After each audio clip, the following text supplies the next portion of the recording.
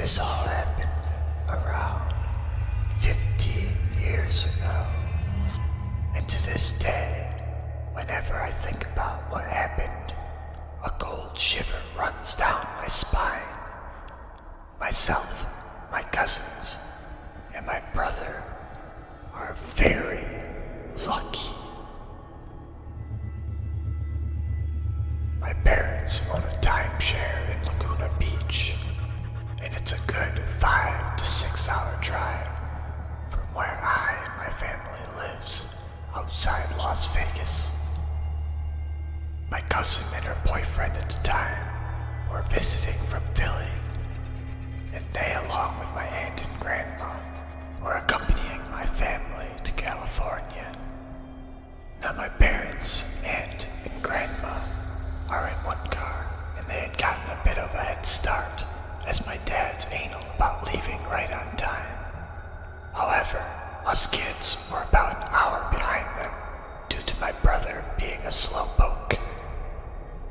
Anyway, my cousin's boyfriend is driving, and my brother was in the passenger seat. My cousin and I are behind them chit-chatting. It's around 4 p.m., and we are somewhere outside Nipton, California. Now for those of you who have gone through Nipton before, know the place is wicked creepy. There's a general store with an outhouse bathroom, and I believe a restaurant. At this point, we are maybe 10 minutes from Nipton when we see a car pulled off into the desert. We drive by, and my brother goes, "There's a guy laying in the desert." We go back and forth about calling 911 when we realize none of us have any bars. This is before smartphones blew up. I was able to get service if I held my phone up slightly. We figured we'd turn back just to suss out the situation. We turn back, and my brother and my cousin's boyfriend get out and start hollering at the guy asking if he's okay. No answer. And just as they decide to step closer to see if the guy is dead, my cousin and I spot 2 people hiding behind the car's trunk. We scream for my brother and her boyfriend to come back. They then spotted the 2 behind the car and started sprinting back, and then piled into the car. Meanwhile, the guy who was supposedly injured sits up, and 2 scary-looking dudes pop up behind the car. My cousin's boyfriend takes off, and we are all freaking out. Meanwhile, I have bars, and I call 911 to report what happened. We pull into Nipton while I'm talking to the dispatcher, who takes my info and says she'll send someone out there. We decided we weren't stopping. We just wanted to keep going. About an hour later, we decide we are safe enough now to stop into a restaurant for a bathroom break and some food. We are waiting for our order when my cousin's boyfriend comes over to the table, looking like he just saw a ghost. He points outside, across the parking lot, at the gas station across the street, where we had parked our car. Guess who pulls in 3 cars down? It was them. They had found us. They get out and look around, and then walk into the gas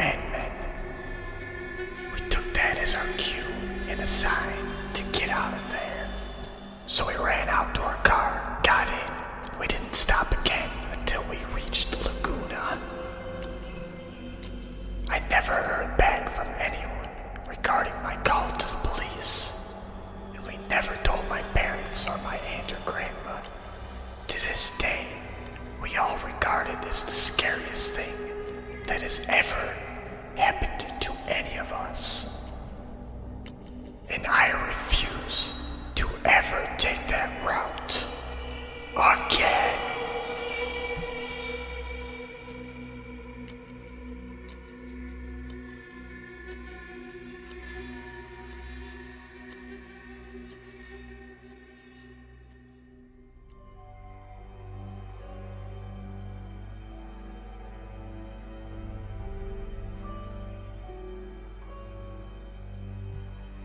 I lived in New Mexico for several years before moving to the Midwest.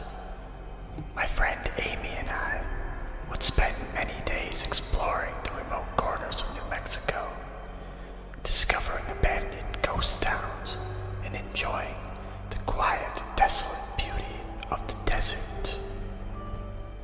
One afternoon in March 2010, we were traveling from Ruidoso to Albuquerque.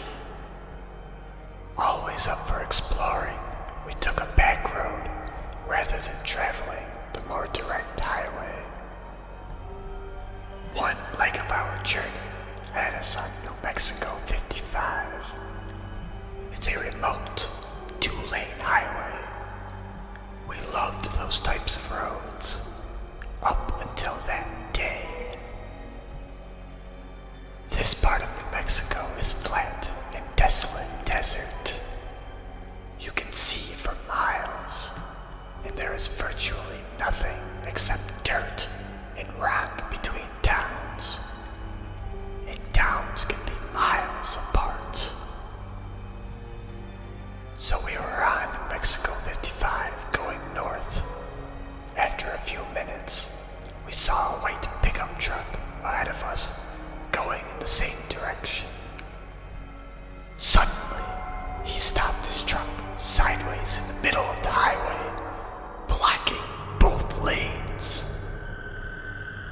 We were about a mile away from him, and as we got closer, we began to get uneasy. We could see no reason for him to do this. We were the only other vehicle out there, and we began wondering if we should turn around rather than come up to him and have to stop.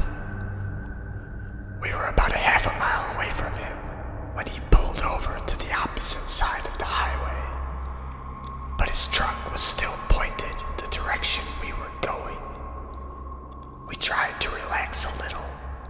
Surely, this guy was a rancher or something. Maybe he was checking something on his land. As we passed him, we noticed a few things. One, there was only one person in the truck, a middle-aged guy who never took his eyes off of us. And two, he was talking into a walkie-talkie. A few seconds after we passed him, he pulled back onto the highway and started following us. But he never got too close. He would get within a few car lengths and then drop back a little, and then speed back up again to within a few car lengths. We were getting nervous. We realized how alone we really were. We had seen no other traffic on that road, and we hadn't told anyone about our great idea to take this detour. We checked our cell phones, and neither one of us had signal. Typical for remote New Mexico, but scary given our present situation. Amy was driving and speeding up while I frantically checked the map, hoping to find a road that would have more traffic. There was no other road. We had to travel this one to get to the next town. Turning around to go back the other way didn't seem like a good option. After a few minutes, we saw another pickup truck coming towards us. He was going very, very slowly, maybe 20 miles per hour, if that. This pickup was old and beat up, whereas the one behind us was newer. Amy had us up to 75 miles per hour, and we blew by the old pickup. As we passed it, we saw that it was another middle-aged guy, and he was talking into a walkie-talkie. After the white pickup passed him, he pulled a U-turn and pulled in behind it. As we watched all of this, we could see the white pickup truck guy talking into his walkie-talkie. No doubt these two knew each other. We were being deliberately followed, and for the first time, and only time in my life, I felt hunted. They stayed right behind us. We watched for obstacles in the road. We truly thought old beat-up pickup guy had set up a trap in the road, and our vehicle would be disabled somehow.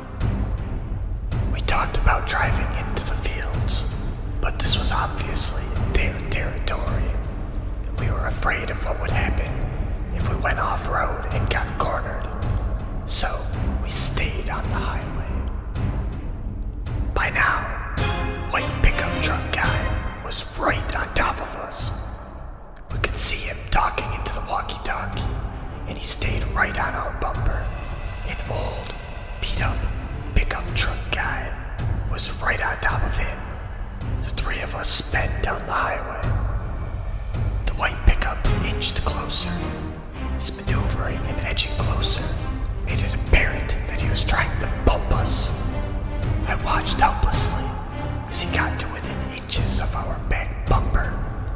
Amy floored it. We were passing 80 miles per hour and edging up to 90. The road was flat and deserted, but any little thing going wrong would have been catastrophic. We absolutely were not going to slow down or stop if we could help it.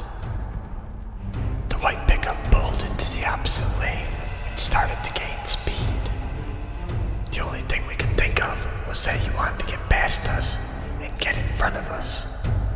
If he got in front of us and his buddy was behind us, then we'd be boxed in and trapped. We looked frantically at the rocky desert on both sides of us. Our only option was to off-road it. Should we risk it? Could we speed through the desert and make it to safety in one piece? As we topped a small incline, we saw a sign that said, Salinas Pueblo Missions National Monument, and it pointed towards a road on the left. And right at that moment, a blue pickup truck pulled out of that road and onto the highway in front of us. As we came up on the blue pickup, we saw the plates said, U.S. Park Service. We looked at each other and then looked behind us.